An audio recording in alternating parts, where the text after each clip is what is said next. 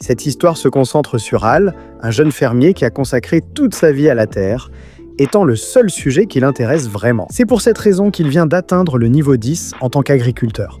Car depuis son enfance, il possède une compétence d'évolution qui, dans tout ce qui concerne la culture et la chasse, l'a toujours rendu le meilleur. Ce à quoi il ne s'attendait pas, c'est qu'un jour, avec son ami Testa, une étrange option apparaisse, lui permettant de réunir toutes ses améliorations en une seule, sans se douter que soudainement, son niveau d'attaque passerait de 0 à 25 000 totalement disproportionné. Bien que cela semble indifférent au protagoniste, il veut seulement arriver à la capitale et vendre sa récolte.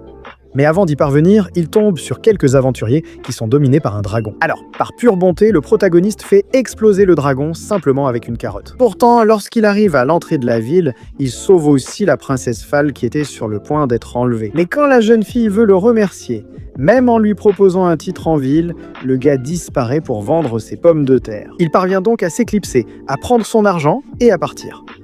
Cependant, le roi apprend qu'un groupe de démons veut attaquer la ville. C'est étrange car ils avaient conclu la paix avec cette race il y a longtemps. Malgré tout, le commandant Cécile fait évacuer le roi de la ville pour sa sécurité avant que sa vie ne soit en danger. Pendant que le protagoniste profite de ses pouvoirs, il tombe sur ce groupe de démons. Ce qui ne l'inquiète que parce que si tout le monde meurt dans la ville, il n'y aura plus de clients. Et ça, ce n'est pas bon pour les affaires. Il décide donc de se battre. Pendant ce temps, Cécile, qui dirige la retraite du roi, finit par révéler son identité en tant que chef du groupe de démons et déclare qu'il veut éliminer le vieux roi et sa fille de ses propres mains. Il essaie de se défendre sans succès, puis le protagoniste arrive au bon moment avec une bonne houe pour gérer la situation. Et même s'il n'a pas les bonnes armes, il est tellement fort que cela devient une promenade pour lui. Et comme Cécile ne le prend jamais au sérieux, il finit par mordre sérieusement la poussière. Il sauve ainsi la situation et se retire en expulsant les démons. Il gagne le respect de tous et l'amour de la petite princesse. Mais encore une fois, cela ne l'intéresse pas. Il veut juste sortir planter quelques tomates. Alors pour le convaincre, la royauté lui offre une grande quantité de terres non fertiles. En échange, il doit au moins rejoindre la guilde des héros en cas d'urgence éventuelle. C'est Fal elle-même qui reste la plus attachée à lui pendant ce processus en tant que héros. Et c'est là qu'il fait la connaissance de Hélène, la réceptionniste de la guilde. Elle est surprise de voir qu'un fermier souhaite gravir les échelons. Mais ici, beaucoup de témoins de ses exploits font de lui la merveille du lieu. Bien sûr, comme tout débutant, il doit accomplir des missions de collecte de plantes. Et c'est justement là qu'Hélène lui offre un manteau qui appartenait à son petit frère, dont elle a des souvenirs refoulés. En tout cas, pendant la mission du protagoniste, il tombe sur cette écaille qui, au début, ne représente rien. Surtout parce qu'ici, ils sont attaqués par des orques en rut. Heureusement, des amis de la guilde viennent les sauver. Mais ils finissent par tomber justement sur le propriétaire de l'écaille, le dragon noir. Et en plus, il s'agit d'une aura tellement puissante que le protagoniste peut à peine lire ses statistiques, qui sont en gros de 250 000 de puissance, ce qui est bien au-dessus du protagoniste. Alors il se retire, et on découvre que cette bête est liée à la perte de mémoire d'Hélène. Alors, pour aider la jeune fille, le protagoniste fait des recherches dans quelques livres. Et il découvre qu'il y a 15 ans, ce même dragon attaque un petit village, ne laissant que cette fille comme survivante, et son frère comme la plus grande victime. Alors le protagoniste et Fal décident de visiter les ruines. Et grâce à la cape d'Hélène, ils peuvent parler avec l'âme du petit garçon, qui leur raconte que, il y a 15 ans, comme nous le savions déjà, lui et sa sœur ont été attaqués par le grand dragon noir qui était censé être mort après le grand combat contre son ennemi, le dragon blanc. En fait, il a détruit tout le village, et avant que les frères et sœurs ne puissent s'échapper, la bête a dévoré Ray, qui essayait de protéger sa sœur. Et dans ces derniers instants, il découvre que la source du pouvoir de ce dragon, c'est le désespoir. C'est justement pour cela qu'il laisse Hélène en vie, afin que pendant 15 ans, la jeune fille répande la peur et le désespoir dans toute la ville. Ce qui nous amène au présent, où la bête veut répéter la tragédie une fois de plus. Alors le protagoniste cherche rapidement Hélène, tandis que Fal alerte tout le monde du danger. Pendant ce temps, Hélène, hantée par son traumatisme, cherche le dragon avec le couteau qu'elle utilisait récemment pour couper des oignons. C'est tout ce qu'elle fait. Il s'agit d'accentuer le désespoir de la bête qui s'apprête à la tuer, mais le protagoniste la sauve. Il montre à la fille que le dragon, sans peur, devient faible et lui assène quelques coups. Et il dit à Hélène le dernier souhait de son frère, qui est, en gros, qu'au lieu de souffrir à cause de sa mort, elle devrait être fière que son frère se soit sacrifié pour la sauver. Quelque chose qui change un peu cette peur, et il enlève une partie du pouvoir du dragon.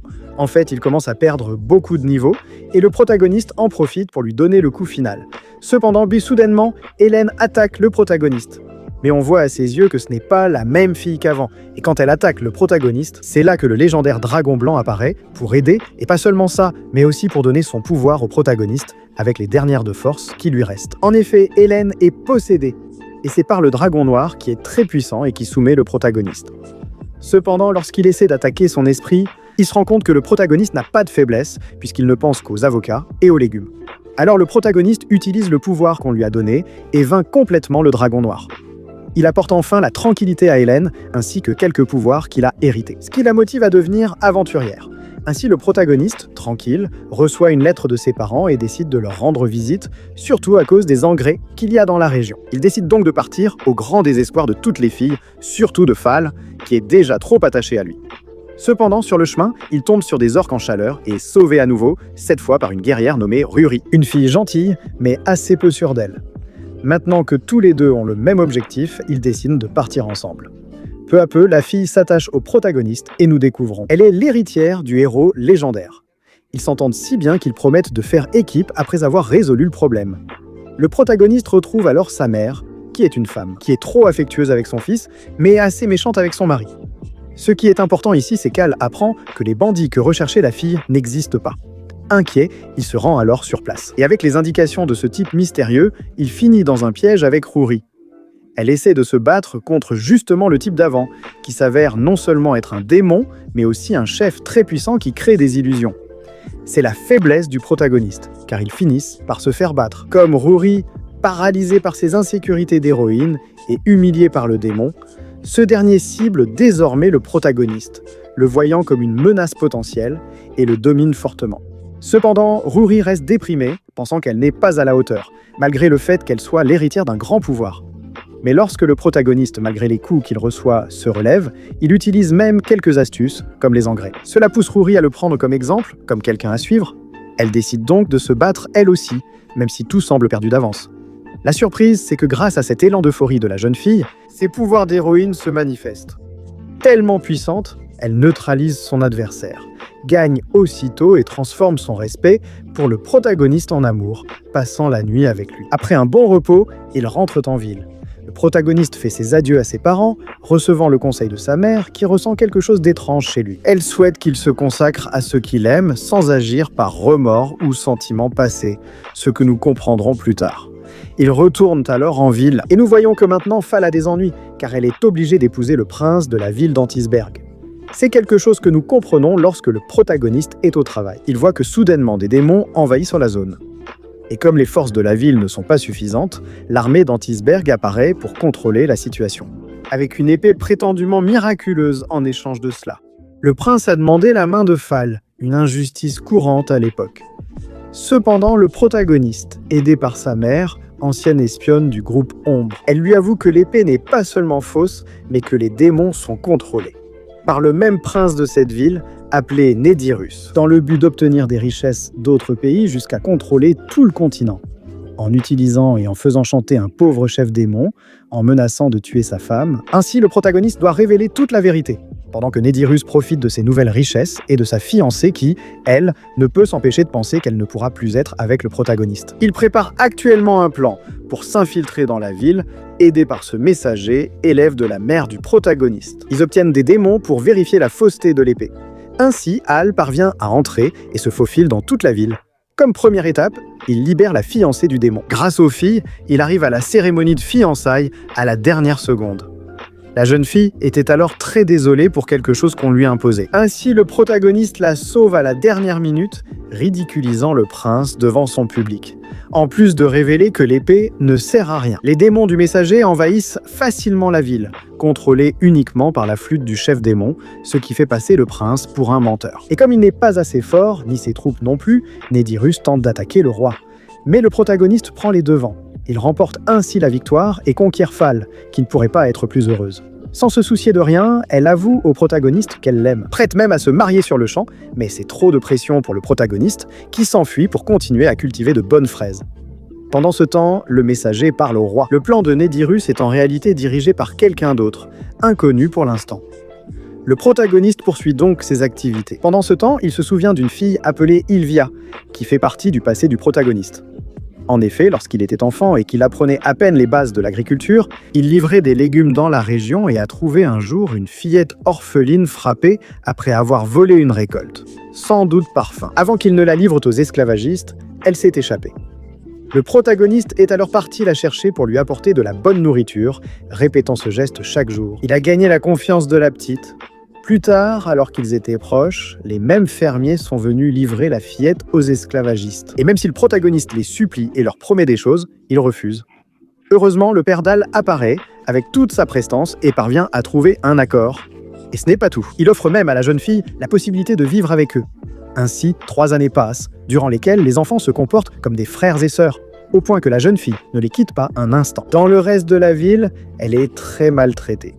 Un jour, Al et Testa partent chercher un prétendu trésor derrière la forêt, ignorant le danger, et se retrouvent dans une grande grotte. Là, le protagoniste fait la rencontre de cette sorte d'entité qui soudainement provoque l'éruption du grand volcan. Et même si les protagonistes sont sauvés, le problème c'est que toute la ville est recouverte de cendres, même les cultures. Dans un village aussi isolé, ils commencent donc à rationner la nourriture en attendant l'aide. Cependant, celle-ci n'arrive jamais. Et le protagoniste est assez faible à cause de ses blessures. Alors Ilvia fait très attention à tout, mais elle sait que le protagoniste a besoin de plus de nourriture. Et comme voler est devenu interdit pour elle, quand il distribue les rations, elle reste sans manger pour tout donner au protagoniste, sous prétexte qu'il recevait déjà de l'aide. Cependant, la jeune fille fait cela tellement de fois que son corps atteint un état critique. Et après une longue agonie, elle finit par mourir. Quand tout le monde l'apprend, il est déjà trop tard. Ce scénario a tant marqué le protagoniste qu'il est devenu accro au chant. En voyant ses récoltes, il réalise à quel point il pourrait nourrir la jeune fille aujourd'hui. C'est son plus grand remords et aussi sa motivation pour persévérer. Il continue donc de parcourir la ville. Et justement, dans la forêt, il tombe sur une jeune fille abandonnée, appelée Lynn. Il décide de l'emmener chez lui et après lui avoir donné un peu de nourriture, il l'emmène à la guilde. Là, il découvre son village d'origine. Il décide donc de l'accompagner car il la trouve très désemparée. De plus, la ville possède les meilleures asperges du continent. Après un trajet assez compliqué, car cette ville a beaucoup fermé ses portes. Ils parviennent à entrer et découvrent que les habitants agissent de façon très étrange, au point de sembler dérangés. Ce qui les protège de cette situation, ce sont des pendentifs que la petite fille possédait, tout comme le maire, qui, de manière très étrange, il semble ne pas se soucier de la situation de son village. Évidemment, c'est quelque chose de suspect pour le protagoniste, qui en plus est invité au château. Donc très méfiant, il arrive sur place. Et sans surprise, il tombe dans un piège, où justement Lynn est aussi complice, mais à cause d'un chantage auquel elle est soumise par ce démon qui possède le maire et les habitants du village, dans le but de trouver un réceptacle pour son âme. Justement, cette statue qu'ils étaient en train de construire dans la ville. La surprise, c'est qu'en ce moment même, elle est en train d'être détruite par les filles, parce que le protagoniste est toujours méfiant, surtout à propos de tout ça. Et il avait juste besoin de le confirmer. Donc le protagoniste élimine la bête sans défense, libérant ainsi Lynn. Et surprise, elle tombe amoureuse du protagoniste, malgré le fait qu'elle ait environ 10 ans. Malgré tout, le protagoniste s'en fiche encore une fois, et il retourne récolter de bons épis de maïs. Le problème, c'est que fait alors son apparition. Le plus grand ennemi d'Al, les plantes parasites. Et en plus, elles sont partout dans la région. Il doit voyager pour obtenir des herbicides. Mais avant, il rencontre le père de Lynn qui lui propose sa fille Lynn. Avec sa fille d'environ 10 ans, ce qu'il refuse. Mais il finit frappé par les filles jalouses. Entre-temps, il a des visions d'une sorte d'ange. Quoi qu'il en soit, il possède désormais de l'herbicide et doit affronter le boss final. Il rencontre une fillette maltraitée nommée Julia. En la sauvant, il découvre qu'elle est l'héritière du roi démon et qu'elle a dû fuir son royaume. Elle quitte sa famille et Volpe son tuteur. Pour l'aider, il voyage avec elle jusqu'à son territoire. Il croise d'abord Volpe, qui les attaque soudainement, étant sous contrôle. Bien que le protagoniste tente de le combattre, Volpe paraît très fort. Quand Al se relâche et qu'ils sont sur le point de mourir, c'est la mère du protagoniste qui apparaît pour les sauver. Même si elle a aussi une excuse assez forcée pour être là. Ils continuent donc ensemble jusqu'au château, où ils découvrent tout détruit et quelques survivants. Ceux-ci mentionnent le nom d'une fille maléfique. Soudain, la prétendue mère du protagoniste tente de tuer Julia, ce que le protagoniste soupçonnait déjà, car sa vraie mère est d'ordinaire plus affectueuse. Il découvre alors que cette femme est une imposteur. Il s'avère que c'est Ilvia elle-même, celle que l'on croyait morte et pour qui beaucoup ont pleuré. Mais maintenant, elle possède une aura et un pouvoir obscur. Après les événements d'il y a 15 ans, l'entité rencontrée par le protagoniste, source de son pouvoir, a offert une nouvelle chance à la jeune fille. Il est donc probable que Hal, il possède aussi probablement un pouvoir scellé en lui. Et c'est Ilvia qui essaie de le convaincre de la rejoindre, car son amour est resté intact malgré toutes ces années. Cependant, la mission de cette fille est de tuer Julia, c'est pourquoi le protagoniste s'en mêle. Et surtout, l'ange des visions, qui choisit Hal comme élu et lui donne le pouvoir de vaincre les ténèbres. Mais il lui retire toutes les compétences liées à l'obscurité qu'il avait acquises. Et même si, dans cette situation, il est sauvé, Ilvia ne peut s'empêcher de l'écouter, même quand il l'attaque et continue de le respecter. Elle choisit donc de revenir plus tard. Malgré tout, il a de nombreux soucis, notamment les accusations des démons, de connaître cette fille qui vient de tout plonger dans le chaos. Mais il finit par être pardonné après avoir expliqué l'histoire et avoir sauvé Julia. Malgré tout, cela le laisse pensif. Son niveau de puissance est désormais assez bas, mais le protagoniste a des priorités claires. Dès qu'il pourra cultiver et obtenir de bonnes récoltes, il s'entraînera avec le nouveau pouvoir donné par l'ange, et qui a plus de rapport avec ce qu'il aime faire. Donc après tout cela, il ne nous reste qu'une rivalité assez compliquée avec son amie d'enfance, qui est aussi très heureuse de le revoir. Donc pour le moment, cet anime se termine ici, avec seulement une saison. Il ne nous reste plus qu'à attendre une suite. Pour ma part, Mob, c'est tout. J'espère que cela vous a plu, et comme l'a dit mon père, je vous abandonne.